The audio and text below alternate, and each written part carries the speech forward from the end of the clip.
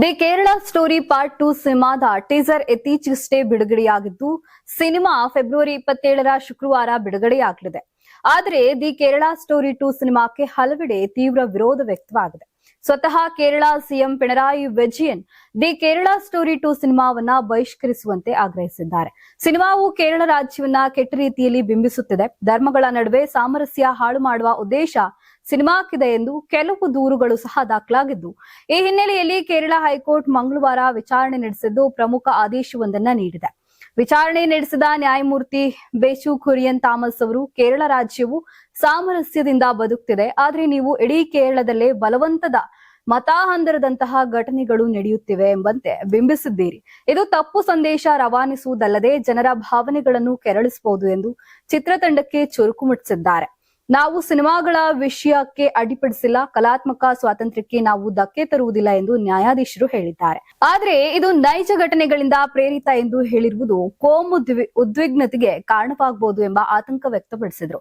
ಈ ಹಿನ್ನೆಲೆಯಲ್ಲಿ ಅಂತಿಮ ತೀರ್ಪು ನೀಡುವ ಮೊದಲು ತಾವೇ ಸ್ವತಃ ಸಿನಿಮಾವನ್ನ ವೀಕ್ಷಿಸುವುದಾಗಿ ತಿಳಿಸಿದ ನ್ಯಾಯಾಲಯ ಬುಧವಾರ ಮಧ್ಯಾಹ್ನ ತನಗಾಗಿ ವಿಶೇಷ ಪ್ರದರ್ಶನ ಏರ್ಪಡಿಸುವಂತೆ ಕೇಂದ್ರ ಸರ್ಕಾರ ಮತ್ತು ಚಿತ್ರತಂಡಕ್ಕೆ ಸೂಚಿಸಿದೆ.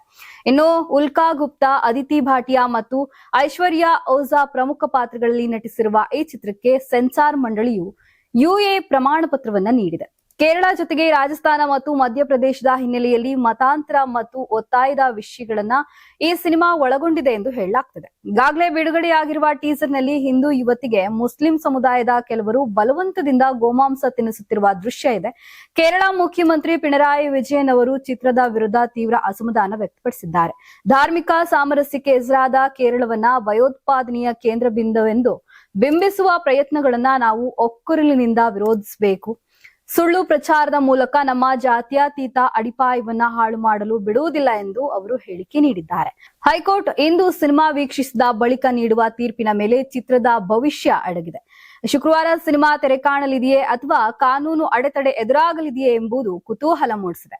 Karnataka TV leader awards 2025 best MLA nomination Bengaluru ವಿಭಾಗ ಎಸ್ಆರ್ ವಿಶ್ವನಾಥ್ ಯಲಹಂಕ ಕ್ಷೇತ್ರ, ಪ್ರಿಯಾ ಕೃಷ್ಣ ಗೋವಿಂದರಾಜನಗರ ಕ್ಷೇತ್ರ, ಎಚ್ಸಿ ಬಾಲಕೃಷ್ಣ ಮಾಗಡಿ ಕ್ಷೇತ್ರ, ಸತೀಶ್ ರೆಡ್ಡಿ ಬೊಮ್ಮನಹಳ್ಳಿ ಕ್ಷೇತ್ರ, ಉದಯ್ ಬಿ ಗರುಡಾಚಾರ್ ಚಿಕ್ಕಪೇಟೆ ಕ್ಷೇತ್ರ, ಎಸ್ ರಘು ಸಿವಿರಾಮನ್ ನಗರ ಕ್ಷೇತ್ರ, ರಿಜ್ವಾನ್ ಅರ್ಷದ್ ಶಿವಾಜಿನಗರ ಕ್ಷೇತ್ರ, ಎನ್ಎ ಆರಿಸ್ ಶಾಂತಿನಗರ ಕ್ಷೇತ್ರ, ಶರತ್ ಬಚ್ಚೇಗೌಡ ಹೊಸಕೋಟೆ ಕ್ಷೇತ್ರ, ಧೀರಜ್ ಮುನಿರಾಜು ದೊಡ್ಡಬಳ್ಳಾಪುರ ಕ್ಷೇತ್ರ, ಎನ್ ಶ್ರೀನಿವಾಸಯ್ಯ ನೆಲಮಂಗಲ ಕ್ಷೇತ್ರ, ಎಂ ಕೃಷ್ಣಪ್ಪ ಬೆಂಗಳೂರು ದಕ್ಷಿಣ ಕ್ಷೇತ್ರ. ಕರ್ನಾಟಕ ಟಿವಿ ವಾಟ್ಸ್ಆಪ್ ಚಾನೆಲ್ ಮೂಲಕ ವೋಟ್ ಮಾಡಿ ಹಾಗೂ ಇವರಲ್ಲಿ ಬೆಸ್ಟ್ ಎಂಎಲ್ಎ ಯಾರು ಕಮೆಂಟ್ ಮಾಡಿ. ನೀವು ಸಣ್ಣ ಆಗ್ಬೇಕಲ್ವಾ? ಅದು ಒಂದು ಉತ್ತಮ ಆಹಾರದಿಂದ ಸಣ್ಣ ಆಗ್ಬೇಕಲ್ವಾ? ಪ್ರತಿದಿನ ನಮ್ಮ ಜೀನಿ ಸ್ಲಿಮ್ ನ ಯೂಸ್ ಮಾಡಿ ಯಾವುದೇ ಸೈಡ್ ಎಫೆಕ್ಟ್ ಇಲ್ದಂಗೆ ನೀವು ಸಣ್ಣ ಆಗ್ತೀರಾ.